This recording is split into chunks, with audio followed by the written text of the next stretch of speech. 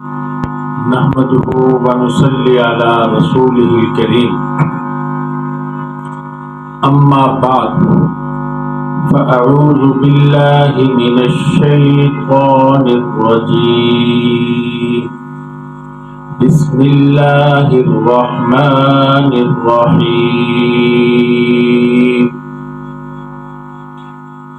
إن الذين كفروا بآيات الله لهم عذاب شديد والله عزيز ذو انتقام إن الله لا يخفى عليه شيء في الأرض ولا في السماء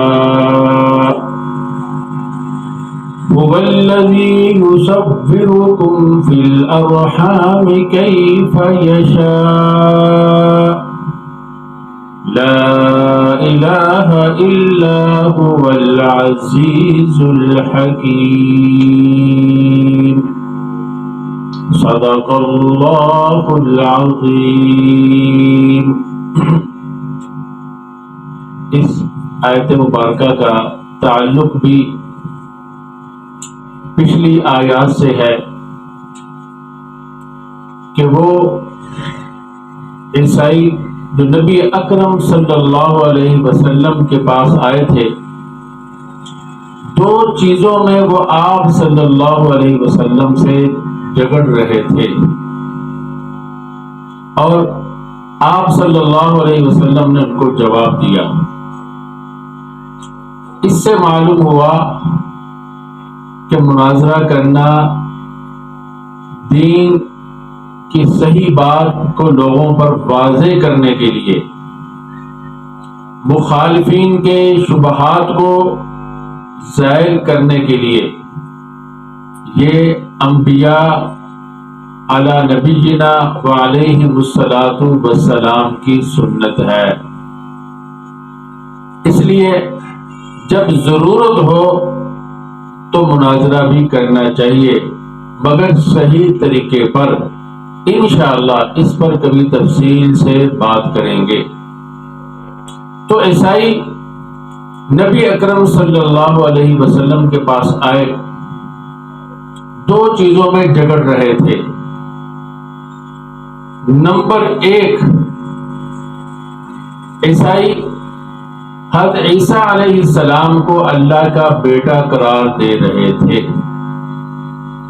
نمبر دو، نبی اکرم صلی اللہ علیہ وسلم کی نبوت کو، آپ کی رسالت کو ماننے سے انکار کر رہے تھے۔ اللہ رب العزت نے دونوں باتوں کا جواب دے دیا۔ اللہ لا الہ الا هو الحی القیوم، کہ اللہ کے علاوہ کوئی معبود نہیں۔ تم عیسیٰ علیہ السلام کو اللہ کا بیٹا اور معبود کرتے ہو، اللہ کے علاوہ کوئی معبود نہیں۔ اور اللہ رب العزت حی اور قیوم ہے۔ حی اور قیوم صرف وہی ذات ہو سکتی ہے جو واجب الوجود لذاتی ہی ہو۔ اللہ تعالیٰ کے علاوہ جتنی بھی مخلوقات ہیں سب ممکن الوجود ہیں، کوئی بھی واجب الوجود نہیں ہے، کوئی بھی حی اور قیوم نہیں بن سکتی۔ اس لیے عیسیٰ علیہ السلام اللہ کے بیٹے نہیں بن سکتے۔ یہ ایک سادہ سا جواب ہے، مزید بھی تفصیل آ رہی ہے۔ باقی نبی اکرم صلی اللہ علیہ وسلم سے جو جھگڑ رہے تھے آپ کی رسالت پر، آپ کی نبوت پر، اس کا بھی اللہ تعالیٰ نے جواب دے دیا۔ نزل علیک الکتاب بالحق مصدقا لما بین یدیہ وانزل التوراۃ والانجیل، کہ یہ یہودی اور عیسائی، یہ تو عیسائی تھے مگر کتابیں دونوں کے ذکر کی ہے، یہ تورات اور انجیل کو مانتے ہیں۔ تورات اور انجیل کو یہ کس دلیل سے مانتے ہیں؟ وہ بھی اللہ نے نازل کی، اور یہ کتاب بھی اللہ نے نازل کی آپ پر، جس دلیل سے یہ تورات کو اور انجیل کو مانتے ہیں۔ وہ کیا ہے؟ وہ انبیاء علی نبینا وعلیہم الصلاۃ والسلام کے معجزات ہیں، تو وہ یہاں پر بھی موجود ہیں۔ تورات اور انجیل جس نور سے صادر ہوئی ہیں، اسی نور سے یہ قرآن کریم بھی صادر ہوا ہے۔ یہی وجہ ہے کہ قرآن کریم مصدقا لما بین یدیہ ان کی تصدیق کرتا ہے، وہ قرآن کریم کی تصدیق کرتے ہیں۔ تو اس لیے اللہ رب العزت نے ایسا عجیب و غریب انداز اپنا کر آپ صلی اللہ علیہ وسلم کی نبوت کو بھی ثابت فرما دی۔ اور جب دونوں باتیں ثابت کر دی گئی، پھر فرمایا ان الذین کفروا بآیات اللہ لہم عذاب شدید واللہ عزیز ذو انتقام۔ اب جو کفر کرے گا، بے شک وہ لوگ جنہوں نے کفر کیا اللہ رب العزت کی آیات کا، لہم عذاب شدید، ان کے لیے سخت عذاب ہے۔ واللہ عزیز ذو انتقام، اللہ غالب ہیں اور انتقام لینے والے ہیں۔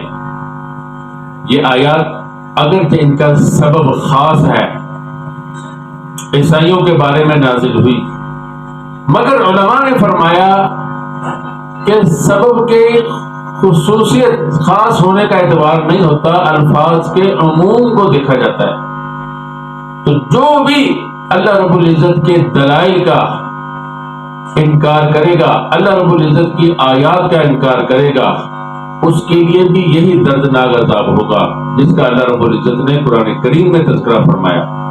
جس طرح عیسائیوں کے لیے بالخصوص اللہ رب العزت نے یہاں پر ذکر فرمایا، اسی طرح دوسرے لوگ بھی جن کے اندر یہ مرض پایا جاتا ہوگا ان کے لیے بھی یہی حکم ہے۔ چنانچہ فرمایا ان الذین کفروا بآیات اللہ، بے شک وہ لوگ جنہوں نے کفر کیا، انکار کیا بآیات اللہ، اللہ تعالیٰ کی آیات کا، لہم عذاب شدید، ان کے لیے دردناک سخت عذاب ہے۔ شدید کا معنی سخت، عذاب کا معنی عذاب۔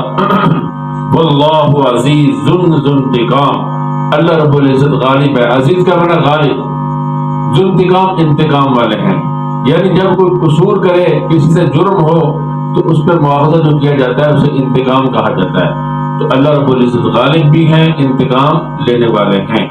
تو اس سے ان کو تنبیہ کر دی کہ جب اتمام حجت ہو چکا ہے، تمہارے دونوں شبہات کو زائل کر دیا گیا ہے، اب اگر نہیں مانو گے تو اللہ رب العزت نے تمہارے لیے سخت دردناک عذاب جو ہے وہ تیار کر رکھا ہے، اللہ رب العزت تمہیں معاف نہیں کریں گے۔ آگے فرمایا ان اللہ لا یخفی علیہ شیء فی الارض ولا فی السماء، کہ اللہ رب العزت نہیں ہے مخفی اس پر کوئی چیز بھی، زمین میں نہ آسمانوں میں۔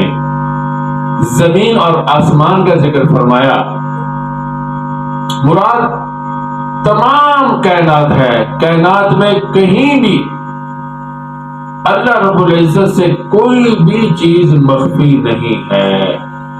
تو حضرت عیسیٰ علیہ السلام کو یہ خدا کہتے تھے یا خدا کا بیٹا کہتے تھے یا تثلیث کا ان کا عقیدہ ہے، تو ان کے اوپر بھی رد کر دیا، پہلے بھی رد ہوا پھر رد کر دیا، فرما دیا کہ اللہ کا علم تو ایسا کامل ہے، ایسا محیط ہے کہ ذرہ بھر بھی چیز اللہ رب العزت کے علم سے مخفی نہیں ہے، نہ آسمانوں میں، نہ زمین میں، نہ کائنات میں کہیں اور۔ اور یہ بھی بتلا دیا کہ اللہ قیوم ہے۔ قیوم کا مطلب تمام اعمال کا انتظام کرنے والے، آجال کا بھی، اعمال کا بھی، اور ارزاق رزقوں کا بھی، ہر چیز کا انتظام کرنے والی ذات القیوم۔ تو جب ہر چیز کا انتظام کرنے والی ہے تو انتظام کے لیے ضروری ہوتا ہے کہ علم بھی کامل ہو. تو اللہ نے فرما دیا ان اللہ لا یخفی علیہ شیء فی الارض ولا فی السماء. علم بھی ایسا کامل ہے. دونوں باتیں ہو گئی. قیوم کسی کے ذہن میں آ سکتا تھا جب قیوم ہے تو علم بھی اتنا ہی کامل ہونا چاہیے، اللہ نے اس کا بھی بتلا دیا. اور جو حضرت عیسیٰ علیہ السلام کو خدا کہتے تھے یا خدا کا بیٹا کہتے تھے ان کو بھی بتلا دیا کہ عیسیٰ علیہ السلام کے پاس تو محدود علم ہے جو اللہ نے عطا کیا. اتنا علم، اس علم سے کوئی خدا نہیں بنتا، یہ تو خدا کا عطا کرتا ہے. خدا کے لیے ایسا علم ہونا ضروری ہے جو ہر چیز کو محیط ہو. اگر ہر چیز کو محیط نہیں ہوگا تو اس کی نشو و نما، اس کی تربیت، اس کا رزق، اس کے اعمال سے متعلق معاملات، اس کے اعمال سے متعلق معاملات کیسے اس کی تدبیر کی جا سکتی ہے؟ تو اللہ کا علم جو ہے وہ ہر چیز کا احاطہ کیے ہوئے ہے. ترجمہ اس کا میں نے کر دیا ہے، بالکل واضح ہے. آگے اللہ تعالیٰ فرماتے هو الذی یصورکم فی الارحام کیف یشاء لا الہ الا هو العزیز الحکیم. اللہ وہ ذات ہے یصورکم، تصویر کا معنی ہوتا ہے کسی چیز کو بنائیں تو اس کی جو شکل سامنے آتی ہے اس کو صورت کہتے ہیں. اللہ رب العزت تمہاری، اللہ وہ ذات ہے جو تمہاری صورتیں بناتا ہے رحموں میں جیسے چاہتا ہے. عیسیٰ کو خدا کہنے والوں سن لو، اللہ کا بیٹا کہنے والوں سن لو، تثلیث کا عقیدہ رکھنے والے سن لو. اللہ رب العزت رحم کے اندر نطفے سے علقہ، علقہ سے مضغہ، اور پھر اسی طرح خوبصورت کبیر، اور اسی طرح ذکورت اور انوثت کے اندر یہ اللہ تعالیٰ بدلتا رہتا ہے. رحم کے اندر حالات مختلف ادوار کے اندر اس حمل کو اللہ تعالیٰ چلاتے ہیں. تو ایسا جو رحم کے اندر مختلف حالتوں میں بدلتا رہا ہو وہ خدا کیسے بن سکتا ہے؟ ایک حالت آئی وہ ختم ہوئی، دوسری حالت طاری ہوگی، تیسری حالت طاری ہوگی. تو خدا کے اوپر احوال طاری نہیں ہوتے. خدا کسی حالت سے مغلوب نہیں ہوتا. تو رحم کے اندر بچہ تو ہر حالت سے مغلوب ہو رہا ہے. پہلی والی حالت ختم ہوئی، نطفہ ختم ہوا تو جمع ہوا، خون بن گیا، وہ ختم ہوا تو لوتھڑا بن گیا. اس کے بھی آگے حالات ہیں، وہ یہاں ختم نہیں ہوئی بات. اسی طرح خوبصورت بدصورت، اس کو نر بنائیں گے یا مادہ، کئی احوال سے، غذاؤں سے گزرتا ہے تو کیسے خدا بن سکتا ہے؟ تو یہ تو عقل کی بھی کمزوری ہے. اس بات کا علم ہونے کے باوجود پھر خدا کا عقیدہ رکھتے ہو.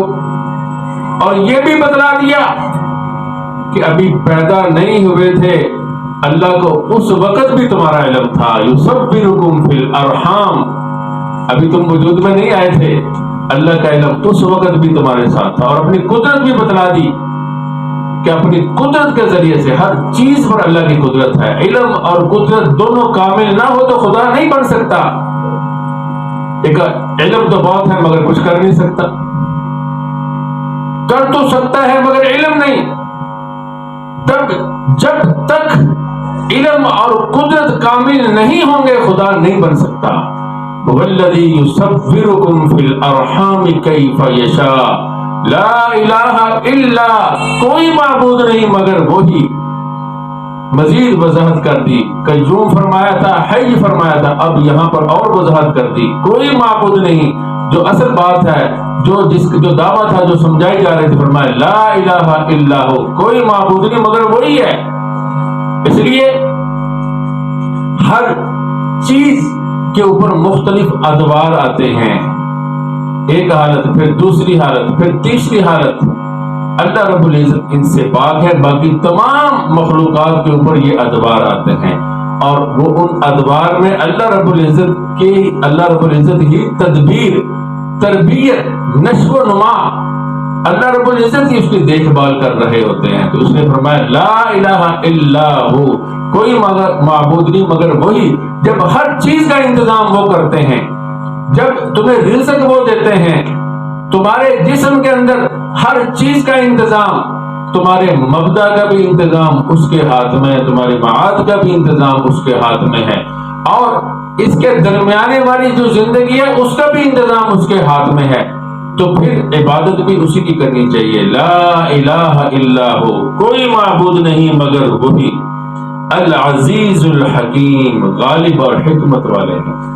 تو اللہ رب العزت نے ان آیات مبارکہ کے اندر بہت لطیف انداز سے، عجیب و غریب انداز سے اللہ رب العزت نے عیسائیوں پر بھی، اور بھی جو لوگ بد مذہب ہیں جو اللہ کے علاوہ کسی کو پکارتے ہیں، سب کے اوپر اللہ رب العزت نے رد فرما دیا۔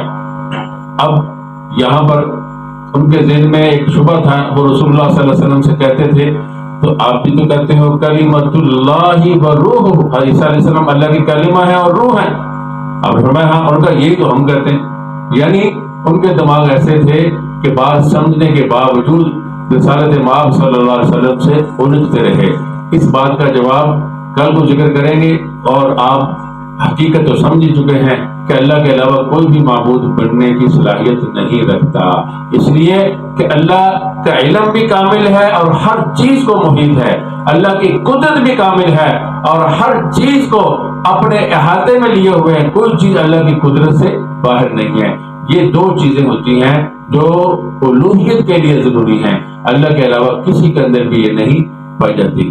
تو آج کے لیے اتنا ہی کافی ہے، دعا کیجیے اللہ رب العزت ہمیں قرآن و حدیث کے علوم صحیح معنی میں سیکھنے اور پھر اس کو اپنی زندگی میں محفوظ کر کے دوسروں تک پہنچانے کی توفیق عطا فرمائے۔